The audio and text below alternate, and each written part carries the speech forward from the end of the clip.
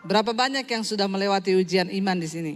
Ya, angkat tangan yang sudah melewati ujian iman. Yang belum saya doakan supaya melewati ujian iman. Loh, kita harus, saudara, jangan tertawa, saya serius. Karena kalau saudara tidak melewati ujian iman, saudara nggak akan mungkin bisa sampai kepada tujuan ilahi. Ya, kenapa Tuhan panggil kita? Ya, supaya kita ini beriman percaya, dan iman yang teruji itu adalah iman yang melewati tantangan dan ujian. Nama-nama tercatat di dalam Alkitab, orang-orang hebat, Abraham, Daniel, Yusuf, Daud, ya, mereka kenapa tercatat namanya di Alkitab? Karena mereka juga mengalami perjuangan iman yang luar biasa. Orang hebat itu dihasilkan dari kesukaran yang besar. Semakin besar kemuliaannya, maka semakin besar pula kesukarannya. Siapa yang mau kemuliaan Tuhan yang besar? Ya, enggak mau, saudara. Ya, enggak mau loh, angkat tangan loh, Pak. Enggak mau dimuliakan Tuhan mereka ini. Ya. Saudara mau dimuliakan Tuhan? Ya. Mau kesukaran yang besar? Luar biasa. Tepuk tangan dong buat jemaat sini. Ya, saya suka memberi sesuatu yang benar supaya saudara itu tidak gagal paham. Karena banyak orang Kristen mau diberkati, tapi tidak dikasih tahu bahwa ketika kau mau diberkati, kau harus siap mengalami ujian. Ya, kenapa Yusuf begitu luar biasa? Karena dia mengalami juga ujian yang luar biasa. Saya sebut tadi pagi Daniel. Kenapa Daniel luar biasa? Ketika Raja Darius mengeluarkan sebuah peraturan bahwa tidak boleh menyembah kepada Allah manapun kecuali kepada raja. Daniel di situ mengalami sebuah perjuangan iman. Dia percaya kepada Tuhan, tapi dia nggak boleh menyembah Tuhan.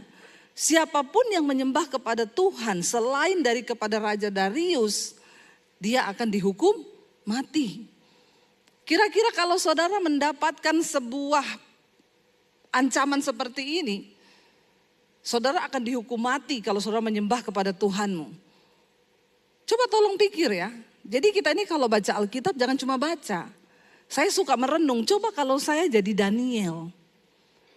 Karena kebetulan suami saya Daniel. Ya, saudara loh, benar nggak? Coba kita bayangkan kalau kita jadi Daniel, sekarang ini kita dilarang beribadah. Kalau beribadah kita akan dihukum mati. Saudara berani nggak ke gereja? Jangan bilang berani dulu, renungkan dulu loh. Ya, jangan buru-buru amin. Orang Kristen itu cepat amin. Habis itu dia pikir, oh iya ya. Suruh angkat tangan lain nggak mau dia. Coba saudara renungkan, saudara masih berani ke gereja kalau dapat ancaman begitu? Jangankan diancam hukum mati, baru virus corona saja. Ya, sudah pada takut keluar, nggak berani. Ya, kemana-mana bawa semprotan. Karena takut mati. Kalau saudara masih takut mati, berarti imanmu belum sempurna. Amin. Siapa yang tidak takut mati? Angkat tangan yang tidak takut mati. Ya. Cuma berapa orang yang angkat tangan loh. Itu pun ditanya kenapa Pak? Banyak utang. Ya. Saudara, ya, ini di Belanda ada wanita umur 28 tahun kalau nggak salah. Mau disuntik mati awal Mei. Dia minta untuk disuntik mati karena dia bilang dia mengalami satu tekanan mental yang begitu luar biasa. Saudara bayangkan loh, hanya mengalami tekanan mental loh, orang minta disuntik mati. Ya, satu keluarga di Jakarta bunuh diri, lompat, anaknya dulu diikat, sudah remaja, didorong, setelah itu papa mamanya lompat. Ini terjadi di negeri kita loh, di Indonesia, di Jakarta. Kenapa? Gara-gara terjebak utang. Makanya saya selalu bilang saudara, jangan banyak-banyak utang. Kenapa orang bisa banyak utang? Karena banyak gaya. Ya, jangan banyak gaya. Hidupmu banyak masalah. Karena hukum fisika berkata tekanan itu berbanding lurus dengan gaya. Semakin banyak gayamu, semakin banyak. Bilang kanan kirimu gak usah banyak gaya. Biar tidak banyak tekanan. Amin. Itu benar. Lalu gak kuat imannya ketika dipermalukan. Ya saudara, sekarang hutang online itu, ya saya sering dapat itu. Ting, selamat. Nomor Anda sudah lebih dari 25 tahun. Nomor saya itu yang saya pakai nih. Jadi Anda berhak mendapat 2 kali lipat pinjaman 50 juta. Hanya kirim foto pegang KTP. Dapat transferan 50 juta. Foto aja pegang KTP. Ditransfer 50 juta. Tapi setelah itu saudara, kejebak utangnya itu gila berlipat-lipat, nggak bayar. Fotomu beredar di sosial media. Banyak gak kuat, dipermalukan. Akhirnya pengen bunuh diri.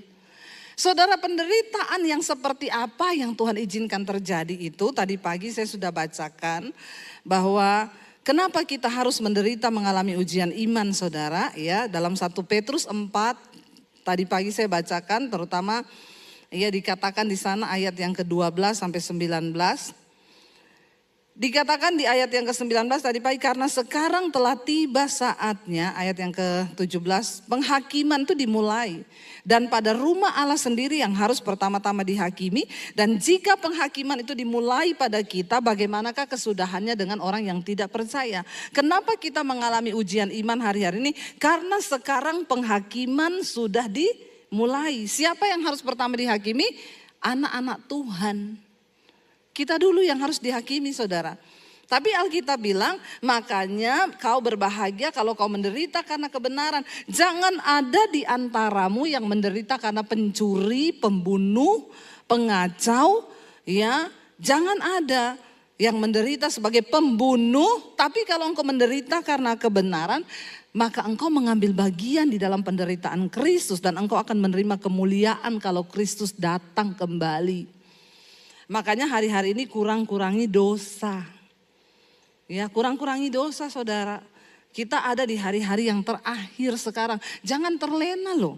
Kita ada di hari-hari yang terakhir. Kalau kita lihat berita-berita sekarang, ya perang dunia itu lagi benar-benar ya memanas ini. Saya baru pulang dari Israel. Saya sampai di Indonesia kemarin hari Jumat malam. Pak Yusuf udah takut ya, ibu ada pelayanan loh di GMS. Mungkin Pak Yusuf pikir saya sudah tidak balik. Karena lagi perang saudara. Saya ini terjebak dalam satu situasi yang mengharuskan saya harus tetap berangkat. Karena saya bawa grup 70 orang. Grup ini adalah grup reschedule dari tahun lalu. Nah 2 tahun yang lalu kita bawa grup itu naik pesawat Oman. Waktu udah mau berangkat pesawatnya rusak. Tidak jadi berangkat semalaman, tunggu pesawat diperbaiki. Waktu sudah diperbaiki, pada enggak berani orang mau naik pesawat itu lagi. Mereka bilang, kita berangkat pakai pesawat itu lagi? Iya, waduh kalau dia rusak di udara. Karena dia rusaknya bukan hanya ganti busi atau ganti apa, ini sistem error. Jadi semua takut. 6 orang mundur tidak jadi berangkat. Yang lain ya sudahlah berangkat. Pokoknya kalau Pak Daniel berangkat kita berangkat. Jadi kalau mereka tuh bilang ini enggak mungkin lah Pak Daniel mati. Ya, ini keluarganya Bu Debi masih dipakai Tuhan nih. Jadi kita ikut aja. Jadi yang lain imannya titipan.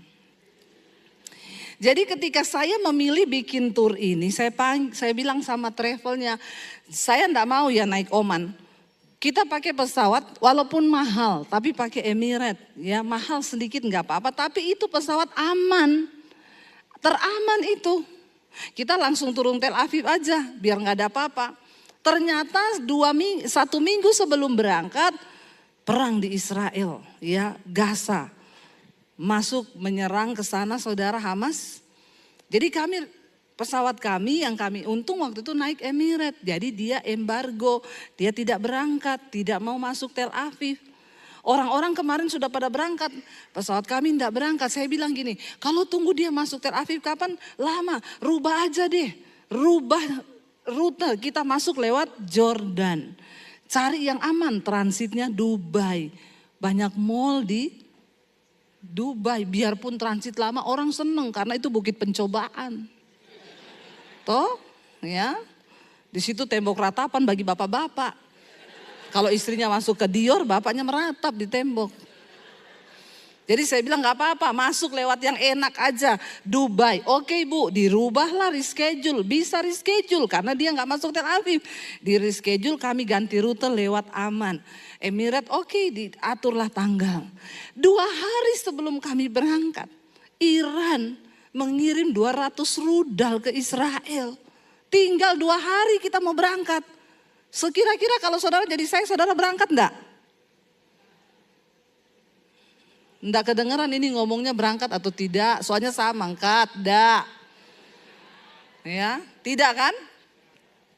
Saya pun waktu itu begitu, saya bilang sama suami saya, aduh ya kenapa sih Tuhan ya, udah enak-enak, pendeta lain sudah pulang, kita nih loh tinggal 2 hari berangkat, ngapain juga ini Iran bom-bom begitu ya. Tapi kan ya saya juga tidak Lalu saya bilang sama suami saya, jadi gimana nih saya, kita berangkat enggak? Kata suami saya, loh ini kita bawa orang dan ini Emiratnya tidak tutup. Dia tetap on schedule. Kalau saya tidak berangkat, bayangkan itu peserta mukanya sama saya seperti apa. Jadi mereka itu begini, kami terserah Ibu Debbie aja. Enak kan? Kalau saya bilang enggak berangkat, mereka bilang saya pendeta tidak beriman. Ya, dasar pendeta enggak beriman, takut mati. Tapi kalau saya juga berangkat terjadi apa-apa, juga saya yang salah lagi. Memang serba salah jadi hamba Tuhan itu saudara.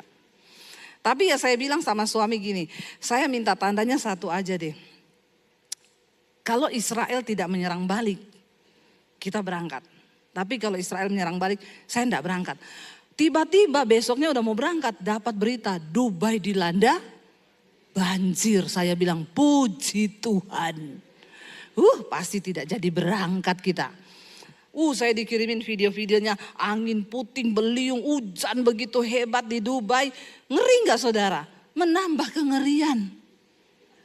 Bener, pesawat mau landing gak bisa karena airnya tinggi, pesawat tergenang. Saudara lihat videonya kan? Saya bilang puji Tuhan, saya telepon-teleponnya. Ini Dubai banjir loh. Kita gak berangkat ini kan? Pasti gak berangkat. On schedule Abuni. Kamu gila ya, enggak mungkin lah on schedule. Coba kamu telepon, tetap on schedule. Akhirnya malam itu sudah banyak yang ke bandara. Sorenya dapat kabar penerbangan kita di cancel besok pagi baru terbang. Saya bilang kenapa enggak cancel aja 1 bulan? Kenapa besok pagi gitu ya? Kan saya sudah seneng nih. Besok pagi, bener besok pagi ke bandara, saya bilang sama suami, nih pasti enggak berangkat, doa saya enggak berangkat. Karena kita ini suka cari aman toh. Saya bilang enggak berangkat. Sampai di bandara, lah kok boarding pass keluar, kok kayak biasa semua ya.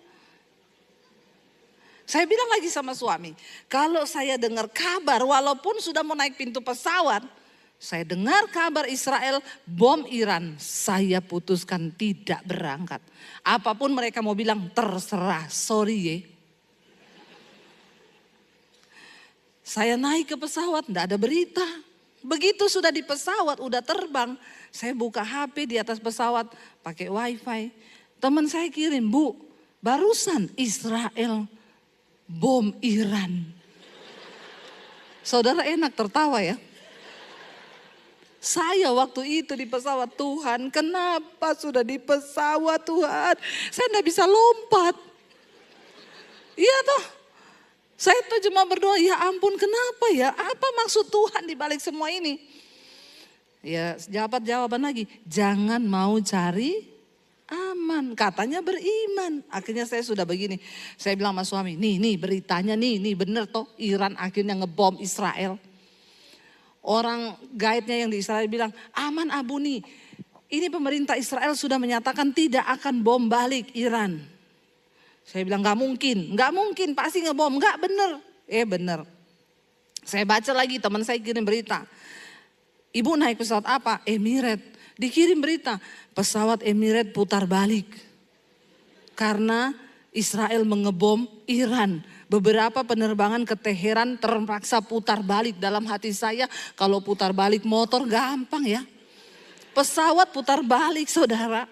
Lah kita ini, tapi saya lihat tetap terbang aja ya sudah, disitulah saya begini, ya sudahlah, mau mati mau hidup tuh terserah Tuhan. Kalau saya tugasnya sudah selesai mati ya sudah. Kalau masih mau dipakai Tuhan tidak mati. Amin. Sampai di Dubai, saya baru kali itu melihat pemandangan Bandara Dubai. Biasa kalau kita masuk tuh terbaik, terenak, banyak shopping di situ. Saya masuk tutup semua, penumpang berseliweran tidur semua di lantai-lantai. Karena 15.000 penumpang stuck di Dubai. Saya bilang sama suami, alamat tidak berangkat kita. Antri ambil boarding pass saudara, hampir di seluruh counter itu antri panjang. Lalu saudara, semua udah marah-marah. Ini kita dari jam 3 sore loh, ini sudah jam berapa? 11 malam belum dapat boarding. Tiba-tiba karyawan yang ngurus boarding pingsan. Letak. Nggak jadi orang protes-protes, diem semua. Kasihan loh, sampai Emirates punya pegawai aja pingsan saudara. Ya sudah, kita akhirnya diem. Kita dapat boarding, keluar nih 70 orang. Grup sebelah yang sama-sama dari Indonesia satu pesawat. Mereka berkata, Bu dapat boarding? Dapat. Untung kita enggak dapat boarding, disuruh nginep di Dubai 6 hari. Nanti tanggal 26 baru ada pesawat. Mereka mau ke Lourdes. Mereka bilang, Padar kita punya tour itu juga 6 hari. Maka batallah semua kan. Saya bilang sama peserta saya, bersyukur, puji Tuhan, haleluya 12 kali. Kita boarding keluar, besok pagi jam 7 pagi kita berangkat ke Jordan. Malam ini nginep di hotel, dapat gratis dari Emiratnya. Kami terbang saudara ke Aman. Walaupun di Aman belum tentu bisa. Ya, di Aman saya tidak aman saudara. Ya, karena saya baca berita lagi, Jordania sekarang ketakutan karena kemarin dia membantu Israel, beberapa bom itu ditembak. Jadi bisa jadi Iran akan menyerang. Baca lagi berita, ya Rusia sudah mengirim rudalnya, Rusia sudah mengirim jetnya. Aduh ini berita-berita. Akhirnya saya putuskan saya tidak mau nonton berita. Saya mau baca firman saja, amin. Kadang kita dengar berita itu bikin iman kita jadi deg-degan saudara. Ya udah akhirnya kami masuk. Puji Tuhan saudara, masuk ke Israel. Memang benar tidak ada satu orang pun di sana, cuma kita grup. Saya bilang, baru kali ini loh kita ke Israel. Tempatnya tutup. Jadi dibuka karena ya guide-nya Israel telepon, kami mau masuk, bisa bukain enggak? Orangnya baru datang, cuk. Garden Tomb dibuka, kita masuk. Biasanya di Garden Tomb itu kita enggak bisa foto-foto di kuburan Yesus. Karena dibilang 5 detik aja ya, 5 detik gantian, antrinya ribuan orang. Kali ini kita di dalam kuburan Yesus lama sekali. Udah bosan mau ngapain ya di sini ya. Enggak diusir-usir, enggak ada yang ngusir. Karena memang cuma kita, cuma grup kita loh. Benar-benar semua tempat yang kami datangi kami enggak ketemu orang. Benar-benar cuma grup kami. Saya bilang lihat saudara, enggak ada orang lain. Cuma kita grup yang beriman. Yang mau masuk dalam keadaan perang loh. Iya. Saya tanya sama mereka semua waktu itu. Jadi gimana ibu-ibu, kita jadi berangkat ini ke Israel. Ya kita sih terserah Bu Debbie berangkat, kita berangkat. Saudara, tapi saya melihat di situ ya, memang benar ya, kalau kita ini masih siapa yang, tapi ada yang mundur ya, jadi 5 orang gak jadi berangkat. Ya, makanya saya selalu bilang, orang mau ke tanah perjanjian itu bukan karena ada uang loh. Kadang orang punya uang, tapi gak bisa berangkat. Kadang gak punya uang, tapi bisa berangkat. Kok gak ada amin ya? Jangan berpikir bahwa ke Israel tuh harus punya uang. Enggak loh, beberapa orang itu berangkat gratis. Karena dapat perkenanan Tuhan. Ya, tapi imani saudara. Nah akhirnya saudara saya melihat di sana ketika saya mempelajari situasinya. Oh Tuhan itu ngomong begini. Kan saya ganti pesawat Emirates itu supaya aman. Sebenarnya kemarin kalau naik Oman enggak ada apa-apa. Enggak usah melewati banjir di Dubai. Tapi karena kita pikir Emirates aman. malah jadi tidak aman. Intinya Tuhan bilang, jadi orang itu jangan suka cari. Karena Tuhan itu membenci sesuatu yang nyaman-nyaman aja. Ikut Tuhan itu harus ada penderitaan. Kenapa kita menderita? Pertama karena penghakiman sedang dimulai. Saudara, mungkin hari ini engkau berkata, Tuhan aku ini mengalami ini kok gak pernah berhenti. Gak apa-apa kalau itu karena kebenaran. Itu engkau menderita karena kasih karunia. Nah kenapa kita menderita? Hari ini saya pengen sampaikan sesuatu. Kita buka bersama yuk. 1 Petrus pasal yang pertama. Ayat yang ketiga sampai ayat yang ketujuh. 1 Petrus 1 ayat yang ketiga sampai ayat yang ketujuh, firman Tuhan berkata di sana begini saudara. Baca bersama 1, 2, 3, 1 Petrus 1 ayat 3 sampai ayat yang ketujuh ya. Terpujilah Allah dan Bapa Tuhan kita Yesus Kristus yang karena rahmat-Nya yang besar telah melahirkan kita kembali oleh kebangkitan Yesus Kristus dari antara orang mati kepada suatu hidup yang penuh pengharapan. Untuk apa saudara? Untuk menerima suatu bagian yang tidak dapat binasa, yang tidak dapat cemar, dan yang tidak dapat layu, yang tersimpan di sorga bagi siapa? Bagi kamu. Kita ini dipersiapkan untuk menerima suatu bagian yang tidak dapat cemar, yang tidak dapat layu, yang tidak binasa, tersimpan bagi kita di sorga saudara. Dikatakan yaitu siapa? Yaitu kamu yang dipelihara dalam kekuatan Allah karena apa? Imanmu. Sementara kamu menantikan keselamatan yang telah tersedia untuk dinyatakan pada zaman akhir. Makanya saya selalu bilang orang Kristen jangan terlalu pede merasa kita ini udah selamat. Memang ketika kita menerima Yesus kita menerima keselamatan. Tapi keselamatan itu bisa hilang. Siapa yang menghilangkan? Kita sendiri karena kita menyia-nyiakan kasih karunia itu. Dikatakan di sini kita ini disiapkan satu bagian di sorga yang kekal. Kita ini loh bagi kita yang dipelihara dalam kekuatan Allah. Sementara kamu ini menantikan apa? Keselamatan yang tersedia untuk dinyatakan pada zaman akhir. Kita sekarang masih pede masuk sorga ya. Oh saya pasti masuk sorga. Oh saya juga, saya pelayanan loh. Ya saya khotbah, saya main musik, saya WL, saya singers. Kalau kau hidup di dalam dosa, ya engkau terus terikat dalam dosa, maaf saudara, tidak ada jaminan. Karena tidak ada lagi darah untuk menghapus dosa itu ketika engkau sengaja, dengan sengaja. Sebab barang siapa yang sudah mengecap kasih karunia Allah itu. Tetapi dengan sengaja dia bermain-main dan terus hidup dalam dosa. Maka tidak ada lagi darah untuk mengampuni dosa itu. Jangan main-main dengan kasih karunia Tuhan. Amin. Dikatakan di sini kita ini masih menanti keselamatan yang tersedia. Yang akan dinyatakan pada zaman akhir.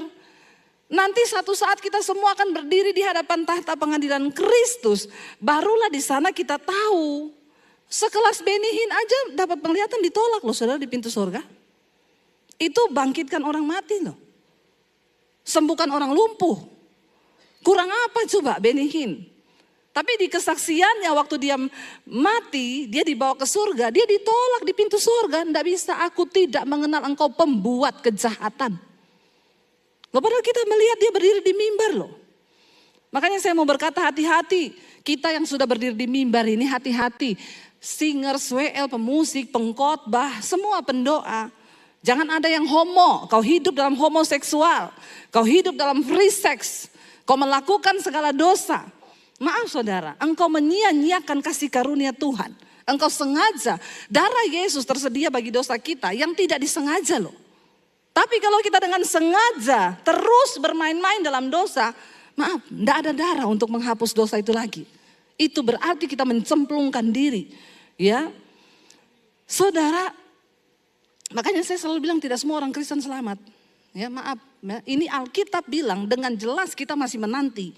Keselamatan itu dinyatakan pada zaman akhir. Makanya Yesus bilang pada saat nanti ada orang yang akan ngaku-ngaku, Tuhan aku bernubuat demi namamu. Aku usir setan demi namamu. Tuhan bilang, enyah kau, aku tidak mengenal engkau pembuat kejahatan. Kita akan ditolak loh. Jangan merasa aman saudara.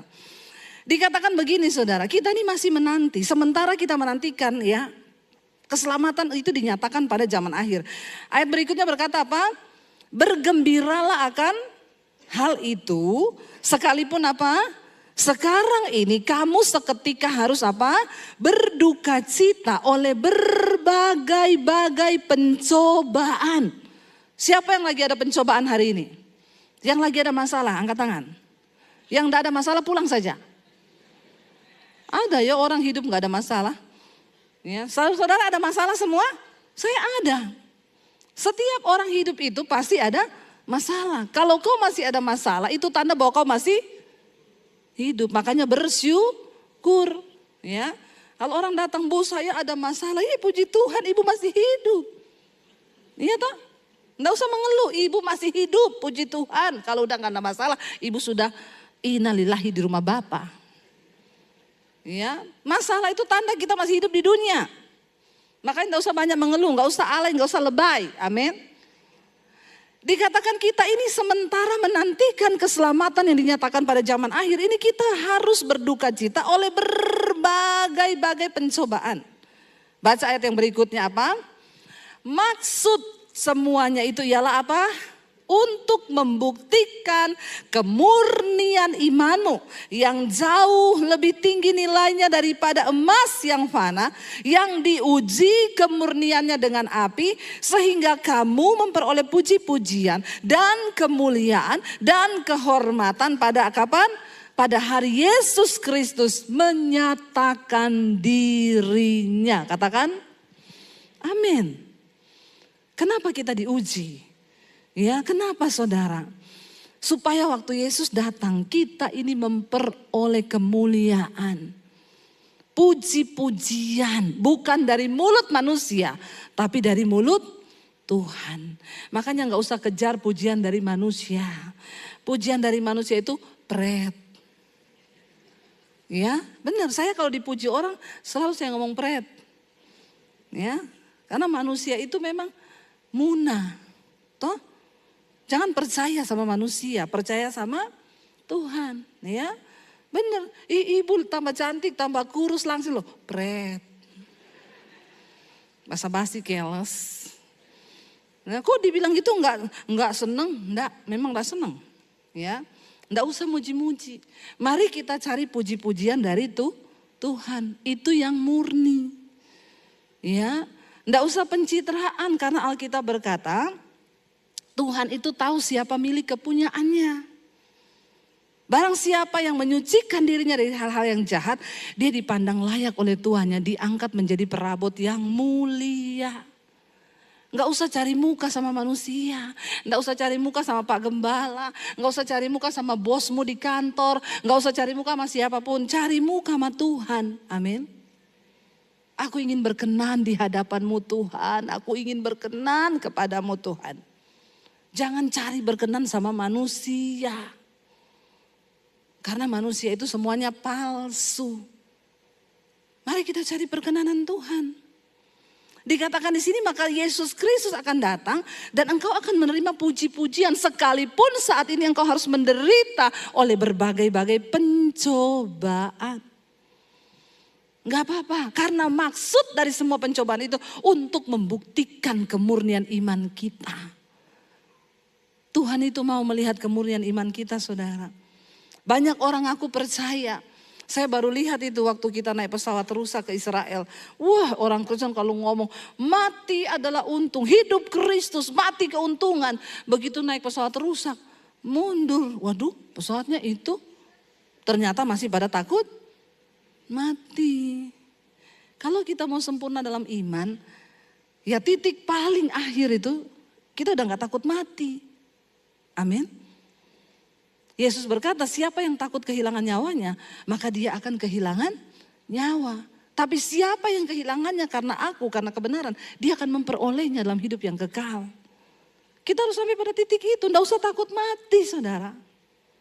Ya, enggak usah, kita percaya di dalam Tuhan. Makanya banyak orang sekarang mengusahakan apa-apa saudara untuk bisa hidup umur panjang. Kau minum vitamin, kau stem cell itu bagus, semua itu baik. Kau olahraga, nge-gym itu baik, tapi itu enggak memperpanjang umur. Itu hanya untuk hidup sehat. Kita diet bagus supaya hidup sehat. Saya sekarang ini lagi diet, lumayan toh turun 3 kilo kan. Kelihatan enggak? Yang enggak dipuji saya ngomong sendiri. Kenapa? Bukan untuk umur panjang, bukan. Saya pengen melayani Tuhan sehat. Saya bisa kemana-mana, jalannya ringan. Nah, masa pelayanan sambil asam urat? Kasihan kan? Kita pengen hidup sehat, tapi itu bukan memperpanjang umur. Bukan, umur di tangan Tuhan.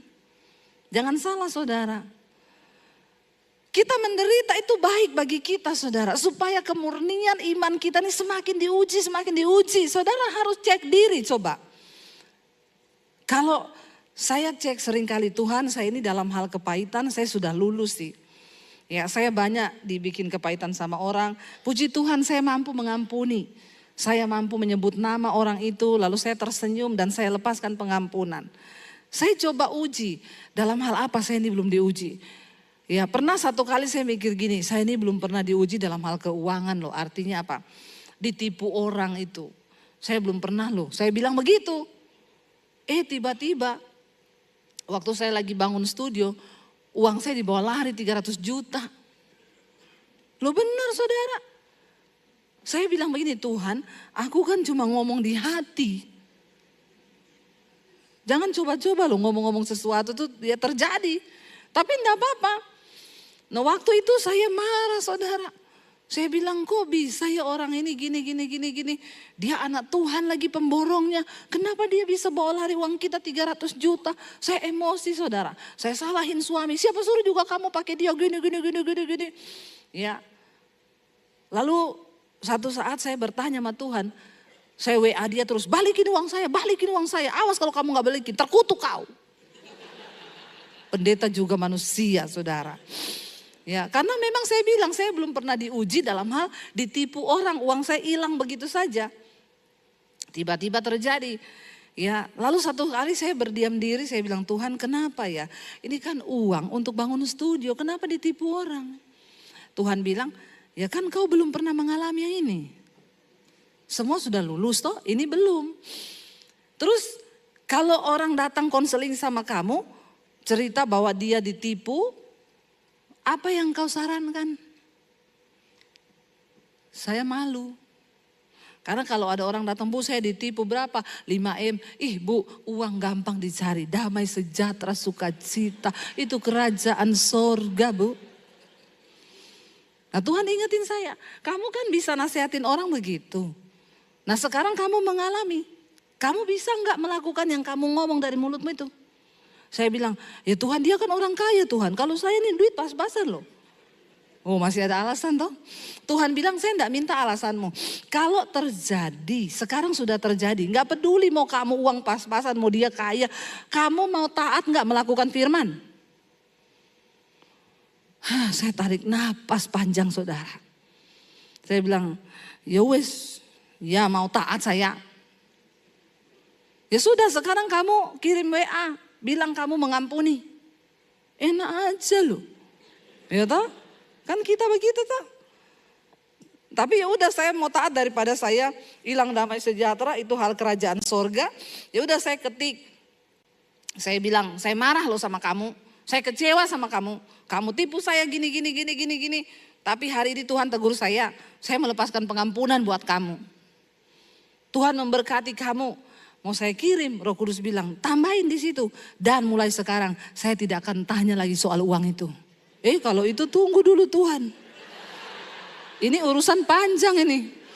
Kan saya sudah mengampuni. Ya mengampuni sudah Tuhan. Iya tapi tulis begitu. Enggak. 300 juta kalau balik lumayan toh.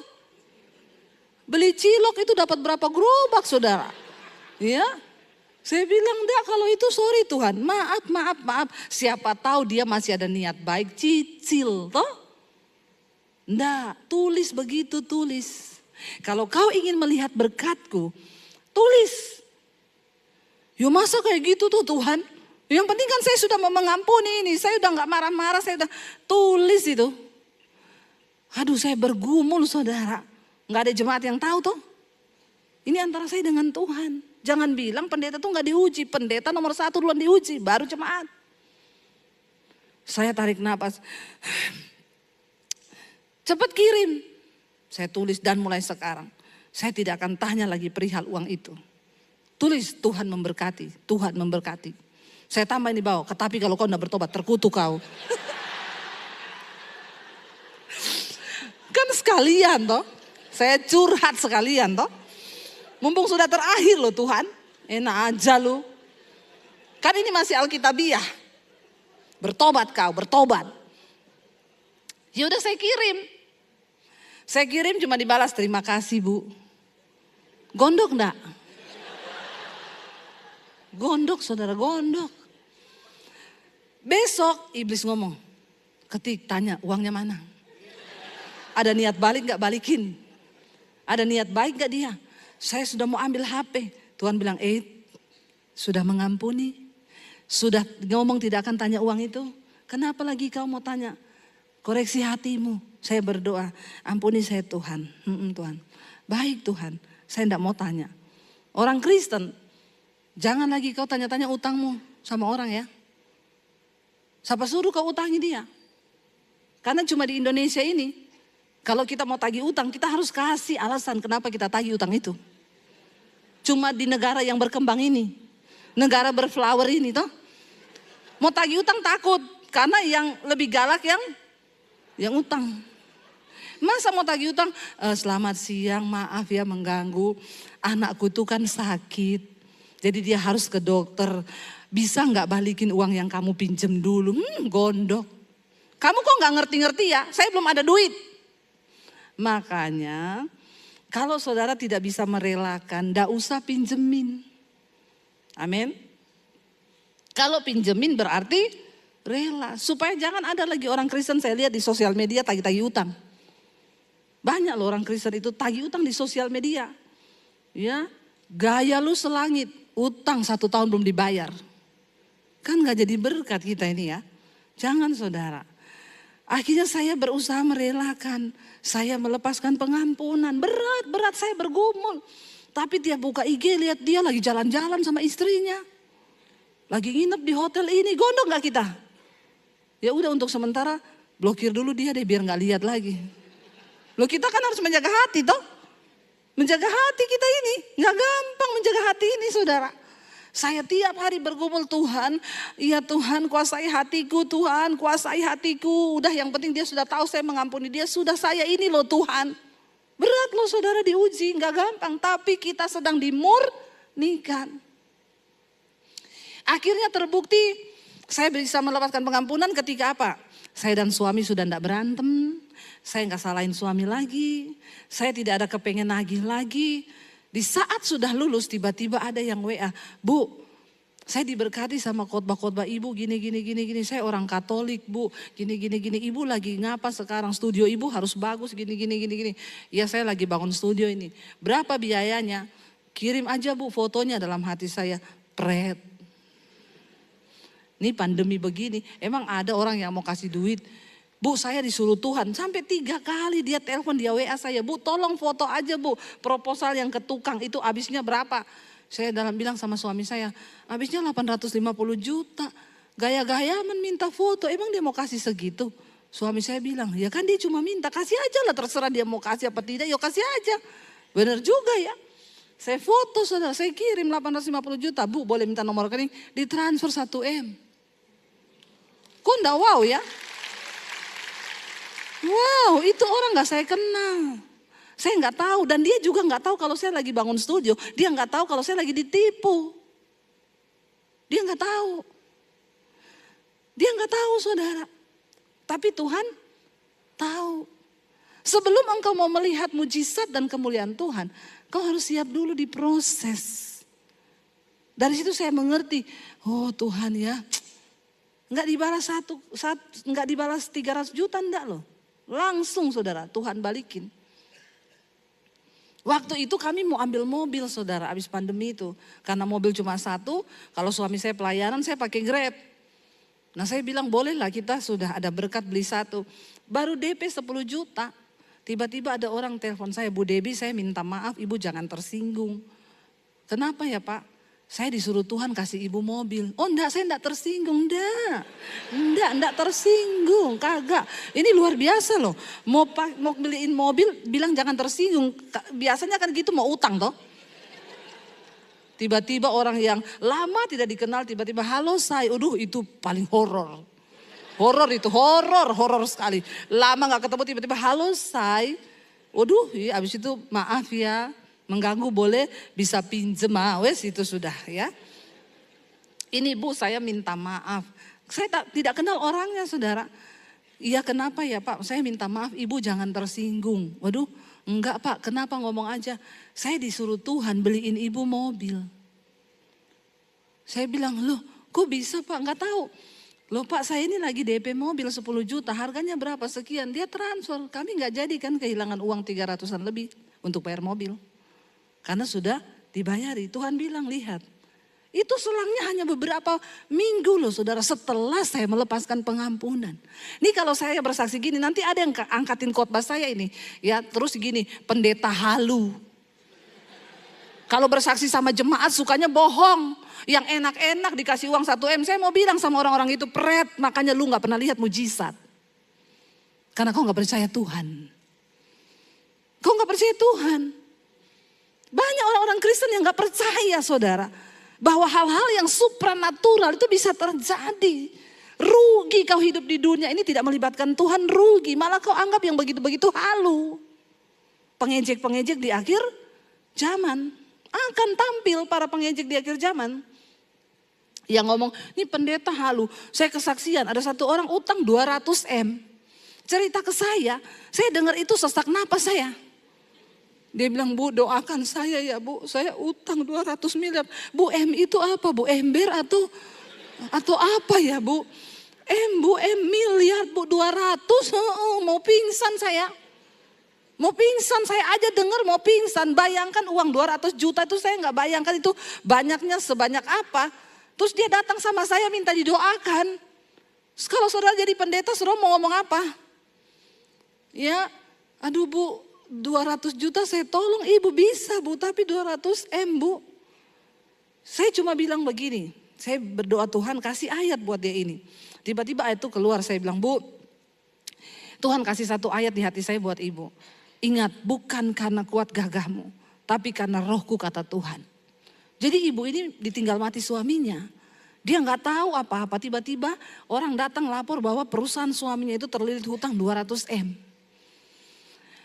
Sampai mobilnya diambilin, semua diambilin. Saya bilang Bu secara manusia saya pun puyeng kalau saya pikirin terus masalah ibu saya stroke. Bener di luar kemampuan manusia. Bahkan dia juga berkata, apalagi saya Bu, saya tidak tahu selama ini kerjaan suami saya tidak pernah masuk di kantor di pembukuan. Tapi saya bilang ibu berlutut di kaki Tuhan, menangis di kaki Tuhan, andalkan Tuhan. Dia menangis di kaki Tuhan saudara. Tiba-tiba Tuhan kirim, bukan orang Kristen, orang dari agama lain datang, take over semua usaha suaminya. Bapak itu bilang, ibu tenang, semua utangnya akan saya beresin. Saya ketemu dia berapa bulan kemudian, gimana Bu? Tinggal 45 M Bu. Saya ketemu lagi terakhir, sudah lunas Bu. Saudara, saya dengar gitu, saya bilang, wow. Dan dia bilang benar yang Ibu Debbie bilang itu benar. Bukan karena kuat gagahku, tapi karena kuasa Tuhan. Tapi orang dengar khotbah saya dipotong, pendeta halu. Ngomong ke jemaat, utang 200 M bisa lunas. Saudara, ketika engkau membatasi Tuhan dengan cara berpikirmu, logikamu, makanya saya banyak melihat orang-orang di akhir zaman yang cuma jadi pengejek. Mereka tidak pernah mengalami keajaiban Tuhan. Tapi ketika ada orang diberkati mereka iri. Karena mereka tidak mengalami. Jangan iri, alami Tuhan. Ya, saya cerita bagaimana Tuhan panggil saya. Di tengah keterpurukan saya tinggalkan keluarga saya di tempat kos yang kecil di kota Palu. Saya dapat penglihatan Tuhan bilang aku akan bawa kau ke bangsa-bangsa. Bangsa-bangsa menantikan pengajaranmu, pulau-pulau menantikan pengajaranmu. Saya buka mata, amin Tuhan. Yang saya lihat pakaian kotor. Saya cuci baju kotor anak-anak di tempat kos itu untuk bisa numpang makan. Tapi saya dapat penglihatan yang begitu hebat. Tapi Alkitab bilang nantikanlah itu, sebab itu akan sungguh-sungguh terjadi. Kalau itu Tuhan yang beri. Hari ini saya mau bersaksi sama saudara, itu terjadi saudara. Hari ini saya keliling ke bangsa-bangsa. Sampai nolak-nolak pelayanan di Amerika. Bu kami minta bulan ini. Enggak, saya 1 kali saja 1 tahun ke Amerika. Capek terbangnya itu lama. Tahun ini 3 permintaan pelayanan ke Amerika saya tolak saudara. Itu semua terjadi. Ya saya mau diundang ke sini. Saya bilang enggak ya setahun itu karena saya sekarang ada sekolah Alkitab. Saya harus ngajar di sana. Ya, dan saya melihat saudara.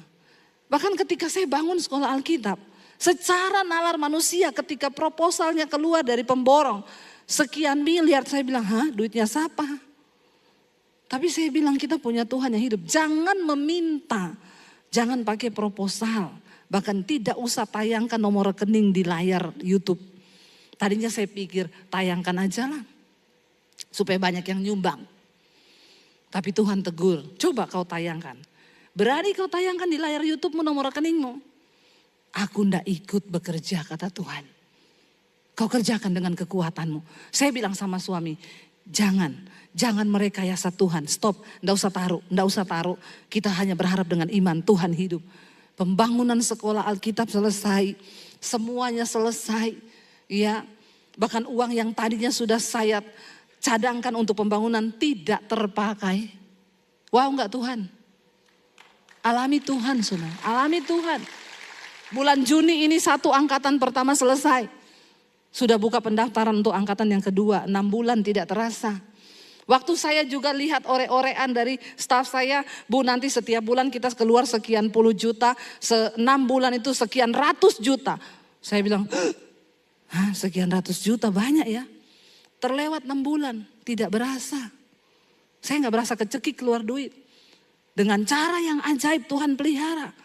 Tiap minggu ada yang antar tahu, antar telur 2 peti, antar tempe, antar daging, antar sayur. Sampai saya melihat benar-benar ini Tuhan. Anak-anak di sekolah Alkitab saya bagikan tentang iman. Saya bilang kamu mau jadi hamba Tuhan, kalau enggak punya iman keluar. Jangan jadi hamba Tuhan kalau enggak punya iman. Karena modal untuk kita mengikut Tuhan itu cuma iman. Amin saudara. Karena iman itu yang akan menggerakkan ya kuasa Tuhan saudara. Jadi kalau kau tidak punya iman, jangan mimpi engkau mengalami hal-hal yang besar. Orang Kristen zaman now nggak punya duit saja, langsung pikir ke penggadean. Menyelesaikan masalah tanpa member ya. Kok tahu? Berharap Tuhan dulu. Jangan ketika ada masalah, cepat-cepat telepon mertua. Halo mbak, halo pak. Ketika engkau punya masalah, duduk di kaki Tuhan.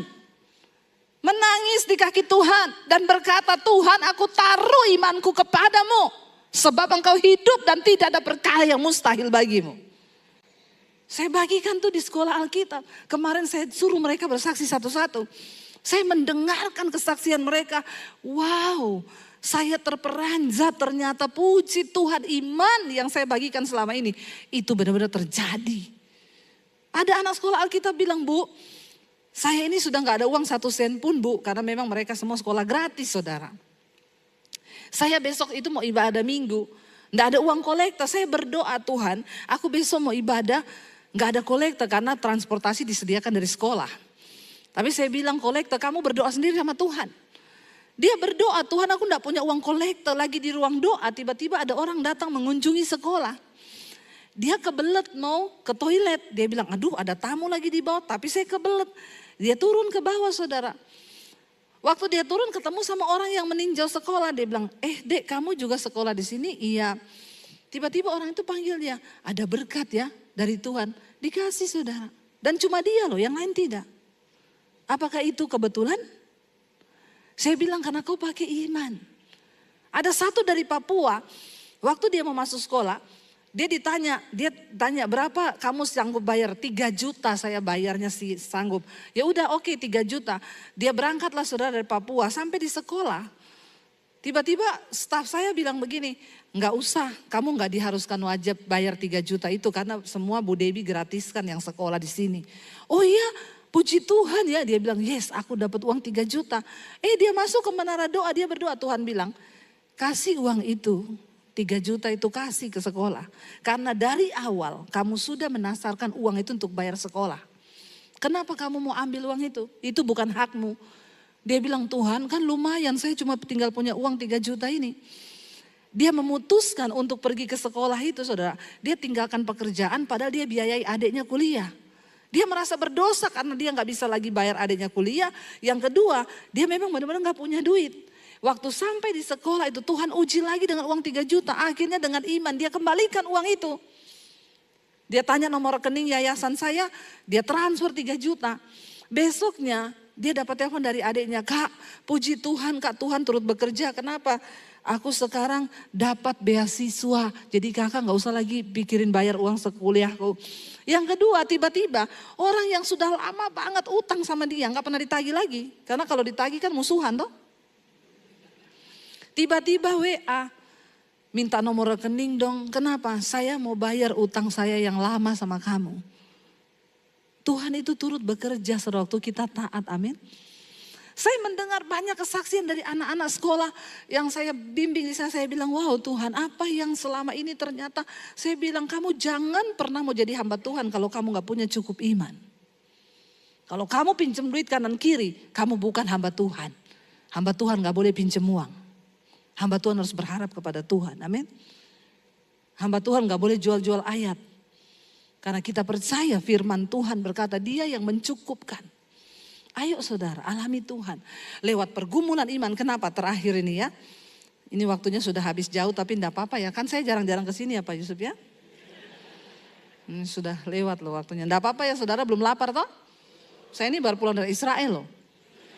Saya aja gak capek. Ya masa saudara capek. Kita buka yuk Wahyu 7 ayat 9. Wahyu 7 ayat 9 sampai 15 saudara. Kenapa kita ini harus menang dalam ujian iman?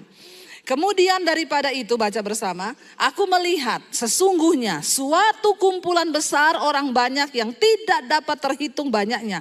Dari segala bangsa dan suku dan kaum dan bahasa.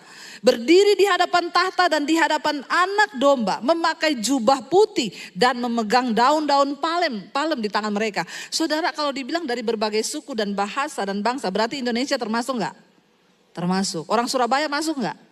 Masuk ya. Dari berbagai suku dan kaum dan bahasa. Dengan suara nyaring mereka berseru, keselamatan bagi Allah kami yang duduk di atas tahta dan bagi anak domba.